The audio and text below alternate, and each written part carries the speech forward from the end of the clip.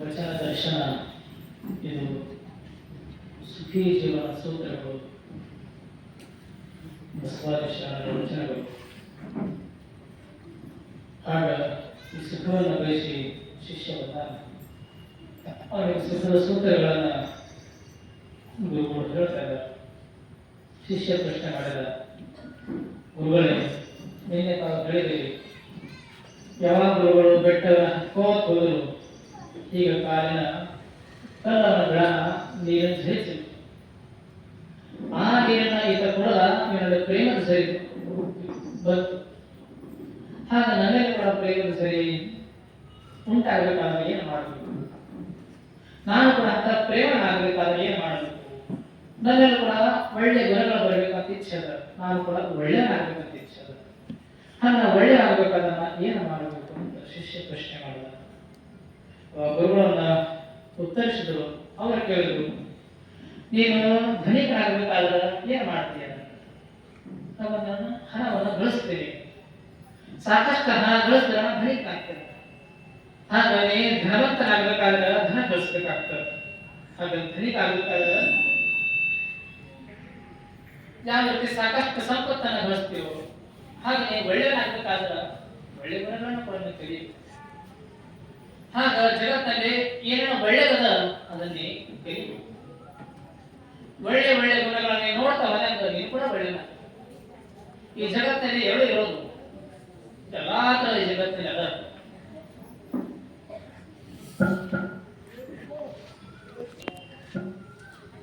ಈ ಜಗತ್ತಿನಲ್ಲಿ ಎಲ್ಲ ಅದ. ಹಾಗೆ ಈ ಜಗತ್ತಿನಲ್ಲಿ ಏನೇನು ಒಳ್ಳೆಯದ ಆ ಒಳ್ಳೆಯದನ್ನ ನೋಡೋದನ್ನು ಕಲಿಯಬೇಕು. ಯಾರಲ್ಲಿ ಎಂತ ಒಳ್ಳೆ ಗುಣಗಳದಾವ, ಎಂತ ಪ್ರತಿಭೆ ಅದರಲ್ಲಿ ಗುರುತಿಸಬೇಕು. ಯಾರಲ್ಲಿ ಒಳ್ಳೆಯದನ್ನ ಅಂತ ಹೇಳು, ಅವಾಗ ಅವರು ಒಳ್ಳೆಯದಾಗ್ತಾರೆ, ನೀನು ಒಳ್ಳೆ. ಇಂಥ ಗುಣ ಅಳವಡಿಸ್ಕೋ, ನಿನ್ನ ಜೀವನ ಸಾರ್ಥಕ ಆಗ್ತದೆ. ನಿನ್ನಲ್ಲಿ ಒಳ್ಳೆ ಗುಣ ಕಾಣಿಸ್ತಾರೆ. ಹಾಗೆ ನನ್ನ ದೃಷ್ಟಿ ಒಳ್ಳೆಯದಾಗಲಿ ಅಂತ. ಜಗತ್ತಂದ್ರೆ ಎಲ್ಲ ಅದ, ಆದ್ರೆ ನಿನ್ನ ದೋಷವನ್ನ ಇನ್ನೊಬ್ಬರ ಮೇಲೆ ಹೇಳಬೇಡ. ಜಗತ್ತು ಒಳ್ಳೆಯದ, ಇರುವಂತ ಒಳ್ಳೆ ಗುಣಗಳನ್ನು ಅಳವಡಿಸಿಕೊಂತಾರೆ. ಹಾಗ ನಾವು ಜಗತ್ತಿನಿಂದ ಒಳ್ಳೆದು ಏನದ ಎಲ್ಲವನ್ನು ಒಳ್ಳೆಯದನ್ನು ಕಲಿಯಬೇಕು. ಹಾಗ ನಮ್ಮಲ್ಲಿರುವಂತ ದೋಷವನ್ನ ನಾವು ಇನ್ನೊಬ್ಬರ ಮೇಲೆ ಹೇಳ್ತೀವಿ. ನಮ್ಮ ದೋಷ ಇರೋದ್ರಿಂದ ನಮ್ಮ ಕಣ್ಣಲ್ಲಿ ಬರೆ ಬಂದಿದ್ದರಿಂದ ಜಗತ್ತೆಲ್ಲ ಕೆಟ್ಟದನ್ನ ನಾಶ ಮಾಡಿ, ನಮಗೆ ಅಸ್ಪಷ್ಟ ಕಾಣೋದ್ರಿಂದ ಜಗತ್ತೆಲ್ಲ ಅಸ್ಪಷ್ಟ ಅಂತ ನಾವು ತಿಳ್ಕೊತೀವಿ. ಹಾಗಲ್ಲ. ಆಗ ಒಬ್ಬ ತಾಯಿ ಬಹಳ ಚಲೋ ಅಡಿಗೆ ಮಾಡಿದ್ರು. ಬಿಸಿ ಬಿಸಿಯಾದ ಅನ್ನ, ಏನು ಅನ್ನ ಅದು ಹೂವ ಆಗಿತ್ತು, ಅಷ್ಟು ಚಲೋ ಅನ್ನ. ಅಂತ ಬಿಸಿ ಬಿಸಿಯಾದ ಅನ್ನದಲ್ಲಿ ತಾಯಿ ತುಪ್ಪವನ್ನು ಹಾಕಿ ಮಗನಿಗೆ ಹೇಳಿದ್ರು, ಬಾ ಮಗ, ಚಲೋ ಬಿಸಿಯಾದ ಅನ್ನ ಊಟ ಮಾಡೋದು. ಆದ್ರೆ ಮಗ ಏನ್ ಮಾಡಿದ, ಆಕಳ ಸಗಣಿನ ತೆಗೆದ. ಸಗಣಿ ತೆಗೆದು ತಿರುಗಾಡ. ಯಾವಾಗ ಬಿಸಿ ಬಿಸಿ ಅನ್ನ ಆಗಿತ್ತು, ತಾಯಿ ಕರೆದ್ರು ಊಟ ಮಾಡಂತ. ಹಾಗೆ ಹೊಡ್ಕೋದ್ ಬಂದ, ಉಳ್ಳಾಕ ಶುರು ಮಾಡ್ದ. ಊಟ ಮಾಡ್ತಾನ ಅಂದ, ಏನನ್ನ ಎಷ್ಟು ವಾಸನೆ ಇರುತ್ತೆ, ಅನ್ನಕ್ಕ ವಾಸನೆ ಇರುತ್ತೆ ಅಂದ. ತಾಯಿ ಹೇಳಿದ್ರು, ಅನ್ನಕ್ಕ ವಾಸನೆ ಇದ್ರು, ಅನ್ನ ಮಾತ್ರ ಎಷ್ಟು ಚಲೋ ಅದ, ಬಿಸಿ ಬಿಸಿ ಅನ್ನ ಅದ, ಅಷ್ಟೇ ತುಪ್ಪ ಹಾಕಿನಿ, ತುಪ್ಪದ ಘಮಘಮ ವಾಸನೆ ಬರಬೇಕು, ಅದನ್ನೇ ಅಂತೀವಿ ವಾಸನೆ ಇರುತ್ತೆ. ಅನ್ನಕ್ಕೆ ವಾಸನೆ ಇಲ್ಲ. ವಾಸನೆ ಇರೋದು ನೋಡ್ತಾನ, ಸಗಣಿ ತೆಗೆದಿದ್ದ, ಕೈ ತೊಳ್ಕೊಂಡಿಲ್ಲ, ಹಾಗೆ ಊಟ ಮಾಡಿಸ್. ವಾಸನೆ ಇರೋದು ಕೈಯಾಗ, ಅನ್ನದ. ಹಾಗ ಹೊರತಿರೋದು ನಮ್ಮ ಕಣ್ಣಾಗ, ಮನಸ್ಸಿನಾಗ, ಜಗತ್ತಿನಾಗ. ಹಾಗ ಜಗತ್ತು ಒಳ್ಳೆಯದ ಅಂದ್ರೆ ಒಳ್ಳೆಯದನ್ನ ನೋಡೋದನ್ನ ಕಲಿಯಬೇಕು. ಅವಂತೆ ಜಗತ್ತಿಗೆ ಕೆಟ್ಟದಲ್ಲಿ ಜಗತ್ತು ಹಾಳ. ಭಾರತ ದೇಶ ದೇಶದಲ್ಲಿ ಸಂಸ್ಕೃತಿ ಸಂಸ್ಕಾರ ಏನು ಉಳಿದಿಲ್ಲ. ದೇಶ ಎಲ್ಲ ಹದಗೆಟ್ಟದು, ದೇಶ ಎಲ್ಲ ಹಾಳಾಗಿರುತ್ತಂತೆ. ಹೇಗೆ ಹಾಳಾಗಿದೆ? 140 ಕೋಟಿ ಜನ, 140 ಕೋಟಿ ಜನ ಕೆಟ್ಟವರದ. 140 ಕೋಟಿ ಜನ ಕೆಟ್ಟವರು ಹೇಗೆ ನಾಶ ಆಗ್ತಾ ಇತ್ತು? ಅದರಿಂದಾಯ್ತು 70 ಕೋಟಿ ಜನ ತಾಯಂದಿರದ, 70 ಕೋಟಿ ಪುರುಷರದ. ಮತ್ತೆ ಯಾಕೆ ತಾಯಂದಿರು ಕುಡಿತಾರ? ಯಾರು ಗುಣಕ್ಕಿಲ್ಲ, ಚೆನ್ನಾಗಿಲ್ಲ. ಇದರರ್ಥ 70 ಕೋಟಿ ಜನ ಒಳ್ಳೆಯವರಂತೆ. ಅದರಲ್ಲಿ 70 ಕೋಟಿ ಪೂರ್ತಿ ಪುರುಷರಿಲ್ಲ, ಕೆಲವು ಸಣ್ಣ ಸಣ್ಣ ಮಕ್ಕಳಲ್ಲ, ಅವರಂತೂ ಏನು ಮಾಡುವ. ಅದರಲ್ಲಿ ಕೆಲವು ಮುಪ್ಪಾದರಲ್ಲ, ಅವ್ರ ಮನೆಯಿಂದ ಹೊರಗೆ ಹೋಗೋದೇ ಕಷ್ಟ, ಅವ್ರಿಗೆ ಕೊಡಕ್ಕೆ ಶುರು ಮಾಡ್ತಾರೆ. ಅದರಲ್ಲಿ ಕೆಲವರು ಬಡತನಿಗೆ ಸಾಕ್ತಾರೆ, ಊಟ ಸಿಕ್ಕಿದ್ರೆ ಸಾಕಾಗಿದೆ, ಅವ್ರಿಗೆ ಕೊಡಕ್ಕೆ ಶುರು ಮಾಡ್ತಾರೆ. ಎಲ್ಲೋ ಸ್ವಲ್ಪ 4 ಜನ ಇರೋರು 4 ಜನ ಇರೋದ್ರಿಂದ ಇಡೀ ದೇಶ ಕೆಟ್ಟದಂತ ಎಲ್ಲಿ ದೇಶ ಕೆಟ್ಟಿಲ್ಲ. ಕೆಟ್ಟೋದ್ರಿಂದ 4 ಜನ ನೋಡಿದೀವಿ, ದೇಶ ಅಂತ ಕೆಟ್ಟದ ಶುರು ಮಾಡಿದ್ವಿ. ಜಗತ್ತ ಎಲ್ಲಾ ಒಳ್ಳೆದನ್ನ ಓದೋದನ್ನ ಕಲಿಬೇಕು. ಇರೋದು ಮುಳ್ಳಿರೋದು ಒಂದೆಲ್ಲೋ ಮುಳ್ಳು ಸುತ್ತಾಗ ಈ ಬೆಳೆ ಎಲ್ಲ ಕಡೆ ಮುಳ್ಳದ, ದೇಶ ತುಂಬ ಮುಳ್ಳ ಅಂತ ಹೋಗ್ಬಾರ್ದು. ಎಲ್ಲೇ ಒಂದು ಮುಳ್ಳು ಸುತ್ತಿರ್ಬ ಅಂತ ತಿಳ್ಕೊಂಡು ಎಲ್ಲಾ ಕಡೆ ಮುಳ್ಳ ಅಂತ ಹೇಳಬಾರ್ದು. ಸಾಕಷ್ಟು ಹೂಗಳು ಇರ್ತಾವ, ಆ ಹೂವಿನ ಸುಗಂಧವನ್ನು ನಾವು ನೋಡಬೇಕು. ಹಾಗ ಗುರುಕಳ್ತಾರ ಜಗತ್ತ ಎಲ್ಲಾ ಒಳ್ಳೆದನ್ನ ನೋಡಿ ನಾವು ಕಲಿಯಬೇಕು. ಯಾರಲ್ಲಿ ಒಳ್ಳೆ ಪ್ರತಿಭೆ ಅದನ್ನ ಗುರುತಿಸಬೇಕು. ಒಬ್ಬ ಹಾಡ್ತಾನೆ, ಎಷ್ಟು ಚಲೋ ಹಾಡ್ತಾನೆ ಅಂತ ಹೇಳಬೇಕು. ಅದ್ಭುತ, ಏನು ಕಂಠ, ಆ ಕೋಗಿಲೆ ಕಂಠ ಬೇಯಲ್ಲ, ನಿಮ್ಮ ಕಂಠ ಬೇಯಲ್ಲ. ಇಷ್ಟು ಹೇಳಿದ್ರೆ ಸಾಕು, ಅವನಿಗೆ ಇಷ್ಟ ಸ್ವರ್ಗ ಹೋರಾಗ್ತದೆ. ಅವನಿಗೆ ಅನಿಸ್ಬಿಟ್ಟು ನಾನು ಹಾಡು ಕಲಿಬೇಕು, ಹಾಡೋ ಪ್ರತಿಭೆನ ಹಾಡಬೇಕು. ಅವ ಹಾಡಕ್ ಶುರು ಮಾಡ್ತಾನೆ. ಕುಂತಲ್ಲಿ ನಿಂತಲ್ಲಿ ಹೋದಲ್ಲಿ ಬಂದಲ್ಲಿ ಹಾಡಕ್ ಶುರು ಮಾಡ್ತಾನೆ. ಅವ ಆಡಿಸ್ತಾನೆ. ಹೆಂತವನಿಗೆ ಹೇಳಿದ್ರು ಅದಕ್ಕೆ ನಾನು ಹಾಡುಗಾರ ಮಾಡಿದೆ. ನಾ ಏನೋ ಆಗ್ತಿದ್ದೆ, ಅದು ನಮ್ಮಲ್ಲಿ ಏನೋ ಪ್ರತಿಭೆ ಆಗ್ತಿಕೊಂಡು ನಿರಾಶಾಗಿ ಕುಂತಿದ್ದೆ. ಆದ್ರೆ ಇಂಥ ಮಹಾತ್ಮರು ಬಂದರು, ಹೇಳಿದರು, ನಿನ್ನಲ್ಲಿ ಹಾಡುಗಾರಿಕೆ ಅದ, ನೀ ಹಾಡ್ತಾ ಹೋಗು, ಜಗತ್ತು ಸುಮಧುರ ಆಗ್ತದ. ಅವರೊಂದು ಮಾತು ಹೇಳಿದರು, ನಾನು ಹಾಡಕ್ಕೆ ಇಲ್ಲಿಯೂ ನಾ ತಿಳ್ಕೊಂಡಿದ್ದೆ. ನನ್ನ ಏನೂ ಇಲ್ಲ, ಬರೇ 3 ಜನ ಅಂದರು, ಇವಾಗ ಕೆಟ್ಟವದಾನ, ಇನ್ನು ಬಳಿ ಚಲೋ ಬುದ್ಧಿ ಇಲ್ಲ, ಶಾಲೆಗೆ ಹೋದ್ರೆ ಘಟ್ಟದಾನ, ಓದಕ್ ಬರೋದಿಲ್ಲ, ಬರೆಯಕ್ ಬರೋದಿಲ್ಲ, ಬರೀ ನನ್ನನ್ನ ಹೇಳಿಸಿದ್ರು. ಆದ್ರೆ ಒಬ್ಬರು ಹೇಳಿದ್ರು, ನನ್ನಲ್ಲಿ ಹಾಡುಗಾರಿಕೆ ಅದ. ಆಗ ನನ್ನ ಜೀವನ ಅರಳು. ಅವರು ನಮ್ಮಲ್ಲಿ ಹಾಡದಾವ ನನಗೆ ಗೊತ್ತಿರಲಿಲ್ಲ. ಯಾರಲ್ಲಿ ಪ್ರತಿಭೆ ಒಳ್ಳೆದನ್ನ ಹೇಳೋಕ್ ಶುರು ಮಾಡು, ನೀನು ಒಳ್ಳೆದಾಗ್ತಿ, ಅವ್ರು ಕೂಡ ಒಳ್ಳೆಯ. ಈ ಭಾವ ಬೆಳೆಸ್ಕೊಂಡ್ರು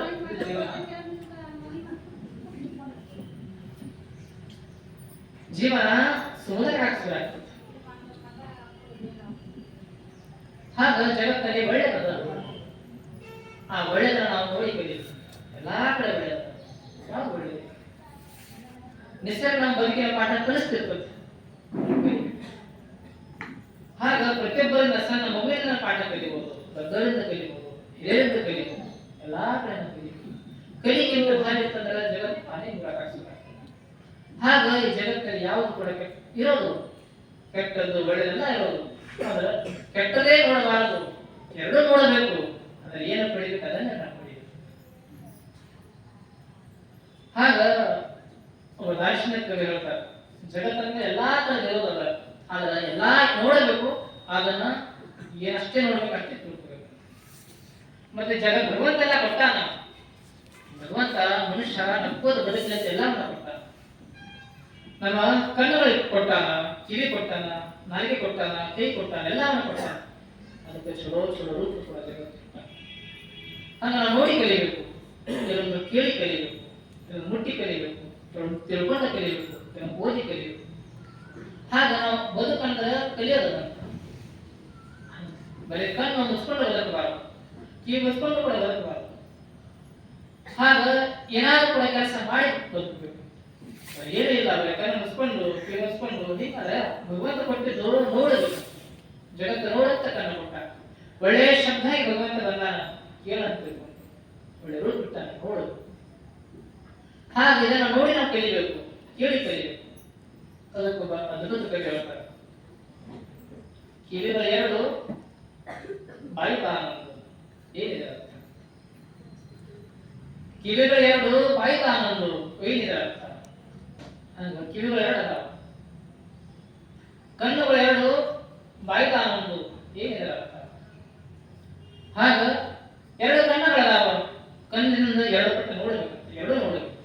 ಜಗತ್ತಿನ ಒಳ್ಳೆದನ್ನ ನೋಡಬೇಕು, ಅದನ್ನ ನೋಡಬೇಕು.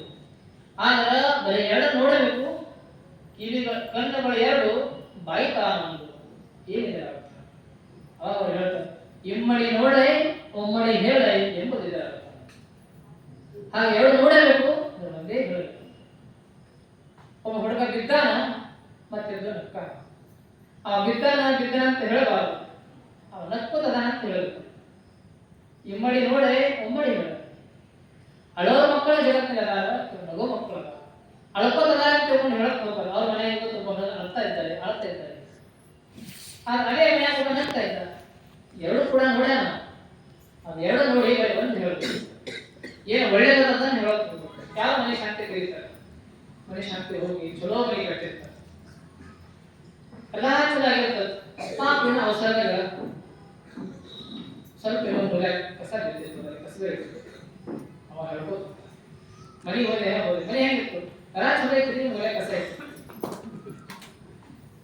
ಅವಾಗ ಕಸ ಅಲ್ಲೇ ಅಲ್ಲೇ ನೋಡಕ್ ಹೋದೆವು, ಮೂಲೆ ಇತ್ತು ಕಸ. ಮನೆ ಎಲ್ಲ ಸ್ವಚ್ಛ ಇತ್ತು, ಮೂಲೆಗೆ ಕಸ ನೋಡೋದು. ಅಂದ್ರೆ ಮನೆ ಸ್ವಚ್ಛ ಅಂತ ಹೇಳ್ಕೊತ ಹೋಗಿಲ್ಲ, ಮೂಲೆ ಕಸ ಅಂತ ಹೇಳ್ಕೊತು.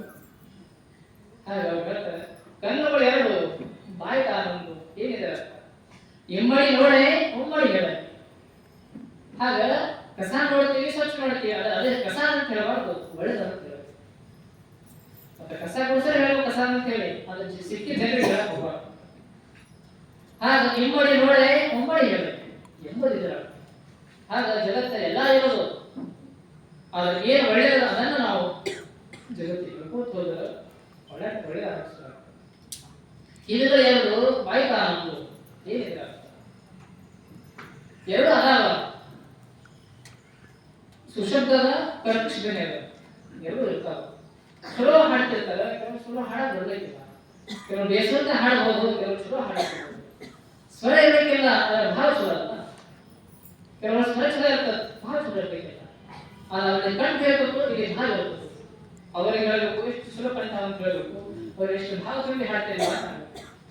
ಧ್ವನಿ ಭಗವಂತ ಕೊಡಲಿಲ್ಲ, ಅದು ಭಾವ ಕೊಟ್ಟಾರ ಅಂತ ಹೇಳಬೇಕು. ಇಬ್ಬರು ಸಂತೋಷ ಪಡ್ತಾರೆ, ಇವರು ಕೂಡ ಸಂತೋಷ ಪಡ್ತಾರೆ.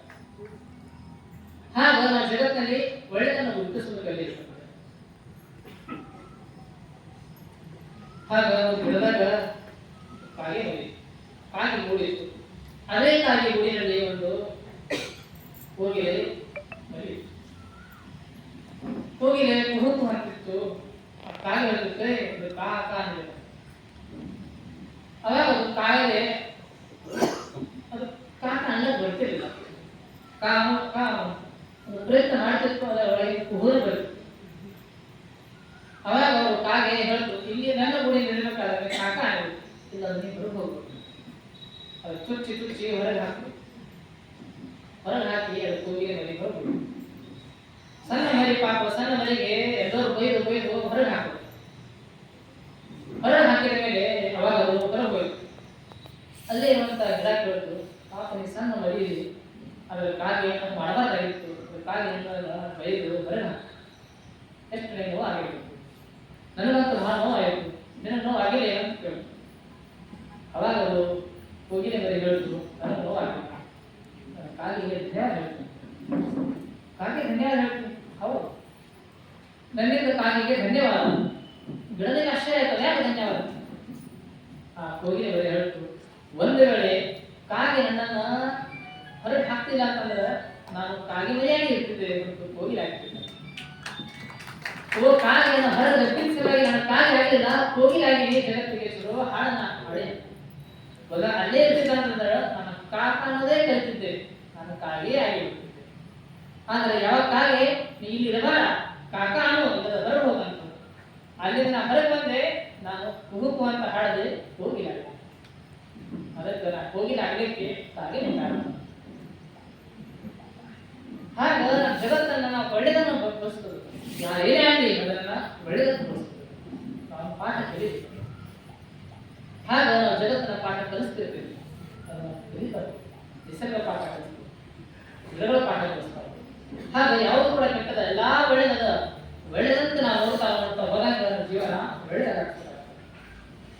ಹಾಗೆ ಸಂತರು ಜಗತ್ತಿನ ಬಾಳೆ ಯಾರ ನಿನ್ನ ಪ್ರತಿಭೆ ಅದನ್ನ ಪ್ರತಿಭೆಯನ್ನು ಗುರುತಿಸಿಕೊಟ್ಟು ಆ ಪ್ರತಿಭೆನ ಅದಕ್ಕೆಲ್ಲರಿಗೂ ನಾವು ಒಳ್ಳೆಯದನ್ನ ಮಾಡೋದನ್ನು ಕಲಿಯಿರಿ. ಯಾರ ನಮ್ಮನ್ನ ತಿಗಳಲಿ, ಯಾರ ನಮ್ಮನ್ನ ಬೆಳೆಯಲಿ, ಅದರಿಂದ ನಾವು ಪಾಠವನ್ನು ಕಲಿಯಿರಿ. ಹೇಗೆ ಗೊತ್ತಾದೇವಿ ಕಾಶ್ಮೀರದಿಂದ ಕಲ್ಯಾಣಕ್ಕೆ ಬರುವಾಗ ಹಾದಿ ಮಧ್ಯದಲ್ಲಿ ಏನ ಮಹಾರಾಜ ಮಗುಳ ಎಂದು ಮನೆಗೆ ಬಿಟ್ಟು ಹೋಗಿದ್ದು ಗೊತ್ತಿಲ್ಲ, ಅದು ಕಲ್ಯಾಣಕ್ಕೆ ಬರಬೇಕು. ಬಂದು ಬರುವಾಗ ರಾತ್ರಿ ಗಾಳಿ ಯಾವ್ದಾದ ಮನೆಯಲ್ಲಿ ವಾಸ ಮಾಡಬೇಕಂತ ಇಚ್ಛೆ. ಕೆಲವು ಮನೆ ಬಂದು ಹೇಳ್ಕೊತಾರೆ, ನಿಮ್ಮ ಮನೆಯಾಗ ಆಶ್ರಯ ಕೊಡ್ಲಿ, ಅಮ್ಮತ್ತಿಗಳಿಗೆ ಹೋಗ್ತಾರೆ. ಆದ್ರೆ ಮುಂತಾದ ಜೀವನಗಳೇ ವಾಸದ ಬಟ್ಟೆ ಹೋಗಿ ಅಷ್ಟೊಂದು ಬಟ್ಟೆ ಸುಂದರ ಇರಲಿಲ್ಲ. ಇಂಥ ಮಾಸಿದ ಬಟ್ಟೆ ನೋಡಿ ಜನ ಏನಂದ್ರು, ಯಾರು ಮುಚ್ಚಿರು ಇಂಥದ್ದು ಯಾಕೆ ಆಶ್ಚರ್ಯ ಕೊಡಬೇಕು. ಆದ್ರೆ ಒಳ್ಳೆ ಅದ್ಭುತ ಪ್ರತಿಭೆ ಹಾಗೆ ಗೊತ್ತಾಗಲಿ. ಮಹಾರಾಜನ ಮಗಳು ಅಂತ ಗೊತ್ತಾಗಿಲ್ಲ, ಅದು ಗೊತ್ತಾಗಲ್ಲ ಅಂತ ತಿಳ್ಕೊಂಡೆ ಹೆಂಗೆ ಬಟ್ಟೆ ಕೊಡ್ತಿದ್ವಿ, ಅದು ವಿಶೇಷ.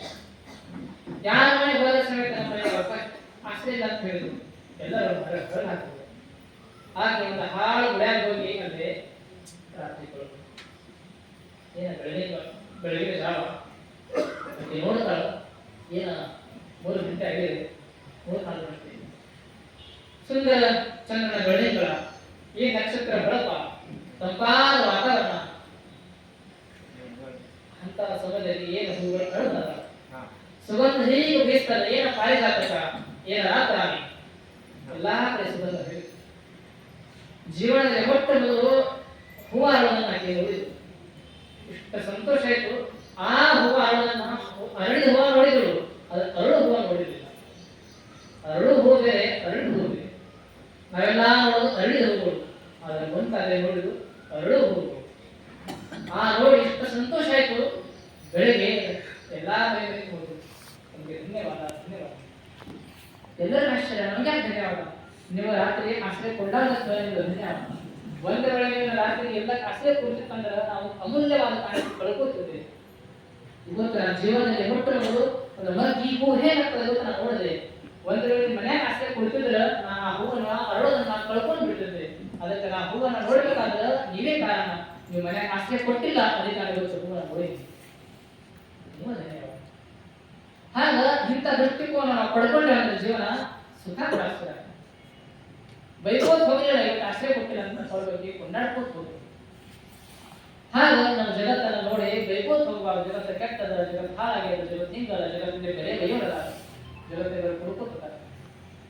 ಯಾರೊಬ್ಬ ಕುಡಿದು ಬಿದ್ದಿರ್ತಾನ ಅದನ್ನು ನೋಡಿ ಕೇಳಿ. ಒಬ್ಬ ಕುಡಿದು ಬಿದ್ದಿದ್ದ, ಮನೆ ಹೋಗಿ ಹೊಲ ಹೋಗಿ ಆಸ್ತಿ ಎಲ್ಲಾ ಹೋಗಿ ಅದರ ಗಟಾರ ಬಿದ್ದಿರ್ತಾರೆ. ಅದನ್ನು ನೋಡಿ ಅಂದ್ರೆ ಏನ್ ಕುಡಿತಾನ, ಆ ಕುಡಿದು ಹೇಳ ಭಗವಂತನ ಕಣ್ಣು ಕೊಡ್ತಾನೆ. ಆಗ ಆ ಕುಡಿದು ಹೇಳ್ತಾನ, ಕವಿಗಳು ಹೇಳಿದ ಕಣ್ಣುಗಳು 2 ಬಾಯಿ ತಾನೊಂದು ಏನಿದೆ. ಆಗ ಇಮ್ಮಡಿ ನೋಡೆ ಉಮ್ಮಡಿ ನೋಡಿ, ಆಗ ನೋಡಿ ಕರೆಯುದು. ಅವಾಗ ಕುಡಿದು ಹೇಳ್ತಾನ, ನೋಡು ನನ್ನ ಕಡೆ, ನಾನು ಹೊಲ ಕಳ್ಕೊಂಡೆ, ನಾನು ಮನೆ ಕಳ್ಕೊಂಡೆ, ಎಲ್ಲಾ ಕಳ್ಕೊಂಡು ಬಿದ್ದೆ. ಹಾಗೆ ನನ್ನ ನೋಡಿ ಕಳಿ, ನನ್ನ ಮಾಡಿ ಕಲಿಬೇಡ, ನನ್ನ ಕುಡಿದು ಕಲಿಬೇಡ. ನೀನು ಕುಡಿದ ಹಾಳಾಗ್ತಂತ ನಾನು ಜಗತ್ತಿಗೆ ಪಾಠ ಹೇಳಕ ಪ್ರಾಕ್ಟಿಕಲ್ ಮಾಡ್ತಾ ಇದ್ದೇನೆ. ನೋಡಿ ಹಾಗ ಕುಡಿದ್ರೆ ನೀವು ಬೈಕೋತ್ ಹೋಗಬಾರ್ದು. ಏನ್ ಕುಡಿದ್ರಿ, ಹಾಳಾದೆ ಅಂತ ಅವರ ಪಾಠ ಕಲಿಸ್ತಾರೆ. ಆಮೇಲೆ ನಾವು ಕರೆದು ತಿದ್ದೋದು ಬೇರೆ, ಅದನ್ನು ಬೈಕೋತ್ ಹೋಗ್ಬಾರ್ದು. ಬರೀ ಊರಾಗ ಕುಡ್ಕೊ, ಯಾರೋ ಒಬ್ಬ ಕುಡಿದು ಬಿದ್ದಿರ್ತಾನ, ಈ ಊರಾಗ ಕಡೆ ಕುಡ್ಕೊಳಲ್ಲ. ಒಬ್ಬ ಕುಡದ ಊರ ಜನರಿಗೆ ಕುಡುಕರಲ್ಲ. ಹಾಗೆ ಯಾರೊಬ್ಬ ಕುಡಿದಿರ್ತಾನ, ಅವನ ನೋಡಿ ಕಲಿಬೇಕು. ಕುಡದಾನ ಹಾಳಾಗ, ಅವನ ಪಾಠ ಕಲಿಸ್ತಾನ, ಕುಡಿದು ಹಾಳಾಗ ನೋಡಿ ಕಲಿಬೇಕು. ಜಗತ್ತಿನ ಬಂದಿದ್ದು ತಿದ್ದಾಕಲ್ಲ, ಕಲಿಯಾಕ ಕಲಿ. ಏನು ಒಳ್ಳೆಯದ ಎಲ್ಲಾ ಕಲಿಬೇಕು, ಕಲ್ಕೋತ್ ಹೋಗಬೇಕು. ಜೀವನ ಸುಂದರ ಆಗ್ತದೆ. ಹಾಗ ಶರಣರು ಸಂತರು ಎಲ್ಲಾ ಕಡೆ ಸಂತರು ಹೆಸರಿಂದ ಪಾಠ ಮಾಡಬೇಕು. ನಾವು ವ್ಯಕ್ತಿಯಿಂದ ಕೂಡ ಪಾಠ ಸ್ವತಃ ಒಬ್ಬಳ ಬಂದು ಕಲಿಸಿದ್ರು ಕೂಡ ನಾವು ಕಲಿಯಾಕ ತಯಾರಿಲ್ಲ, ಜಗತ್ತಿನ ಕಲಿಯಾಕ ಸಾಧ್ಯ. ಹಾಗ ಸಂತರಿಗೆ ನಮಗೆ ಅದೇ ವ್ಯತ್ಯಾಸ. ನಾವು ಕಲಿಸಿದ್ರು ಕೂಡ ಕೊಡೋದಿಲ್ಲ, ಆದ್ರೆ ನಾವು ಕಲಿಸಿದಾಗ ಕೂಡ ಜಗತ್ತಿನ ಪಾಠ ಕಲಿತಿಲ್ಲ. ಯಾಕೆ ಕಲಿಕೆ ಅಂತ ಕಲಿಯಬೇಕಂತ ಭಾವ. ಹಾಗ ಜಗತ್ತಿನ ನೋಡಿ ಕಲಿಯಬೇಕು, ಯಾರಲ್ಲಿ ಏನೇನದ ಅದನ್ನು ನೋಡಿ ಕಲಿಯಬೇಕು. ಹಾಗೆ ಸಂತರು ಶರಣರು 12ನೇ ಶತಮಾನದ ಆಗಿರುವುದು. ಎಷ್ಟು ಚಲೋ ಅವರು ಜಗತ್ತಲ್ಲಿ ಇದೇ ಹೆಸರುಗಳನ್ನು ನೋಡಿದ್ರು. ಇಲ್ಲೇ ಸಣ್ಣ ಸಣ್ಣ ಪ್ರಾಣಿಗಳನ್ನ, ಪಕ್ಷಿಗಳನ್ನ ಎಲ್ಲ ನೋಡಿದ್ರು. ಅವರಿಂದ ಅದ್ಭುತ ಪಾಠವನ್ನು ಕಲಿತರು, ಜಗತ್ತಿನ ಹೇಳಿ ಆ ಜಗತ್ತಿನ ಎಲ್ಲಾ ಕಡೆಯಿಂದ ಪಾಠವನ್ನು ಕಲಿಯಬೇಕು. ಯಾವ್ದು ಕೂಡ ನಿಲ್ಕುತ್ತೆ ಇಲ್ಲ, ಯಾವ್ದು ಕೂಡ ಕೆಟ್ಟದಲ್ಲ. ಎಂತ ಒಂದು ಎದೆ ಸಮೇತ ಒಣಗಿರಿದೆ ಆದಂತ ಸಮೇತ ಕೆಟ್ಟದಲ್ಲ ಅಂತ ಒಣಗಿರಿದೆ ಹೇಳ್ತದೆ. ನನ್ನನ್ನು ನಿರುತ್ತಂತ ಬಯಸಬೇಡ, ನಾನು ಒಣಗಿದರೆ ನಾನೇ ಗೊಬ್ಬರ ಹಾಕ್ತೇನೆ ಮತ್ತು ಹೂವು ಆಗಿರುತ್ತೆ. ಹಾಗಾದ್ರೆ ಒಂದು ಯಾವುದು ಕೂಡ ನಿರುತ್ತೇವೆ, ಎಲ್ಲಾ ಉಪಯುಕ್ತ ಅದನ್ನು ಕೆಟ್ಟದಂತ ಬಯಸಬಾರದು. ಹಾಗ ಸಂತರು ಶರಣರು ಹೇಳ್ತಾರ, ಮಧುರ ಗುಣವ ಇರಬೇಕು.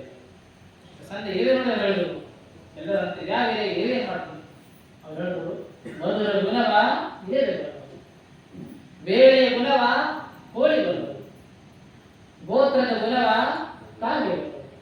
ಎಷ್ಟು ಸಣ್ಣ ಸಣ್ಣ ಸಣ್ಣ ಪ್ರಾಣಿ, ಸಣ್ಣ ಜೀವಿ, ಸಣ್ಣ ಪಕ್ಷಿ, ಅದನ್ನು ನೋಡಿದರು. ಮಧುರ ಗುಣವ ಇರಲೇ ಬರುವುದು. ಅಂತ ಸಣ್ಣ ಇರೇ ಅದರ ಪಾಠವನ್ನು ಕಲಿಯುವುದು. ಒಂದು ಇರೇ ಹೋದ್ರೆ ಇಲ್ಲೇ ಹೋಗ್ಬೇಕು, ಸಿಹಿಯಲ್ಲೇ ಹೋಗ್ಬೇಕು. ಯಾವ ಇರೇ ಸಮೇತ ತೆಗಿದ್ದರೆ ಹೋಗೋದಿಲ್ಲ. ಹಾಗಾಗಿ ಇರೇನಲ್ಲಿ ಮಾಧುರಿ ಅಲ್ಲ, ಮಧುರ ಗುಣ ಅಲ್ಲ. ಹೇಳಕ್ ಹತ್ತೋದಿಲ್ಲ, ತಾನೇ ಹೋಗ್ತದೆ.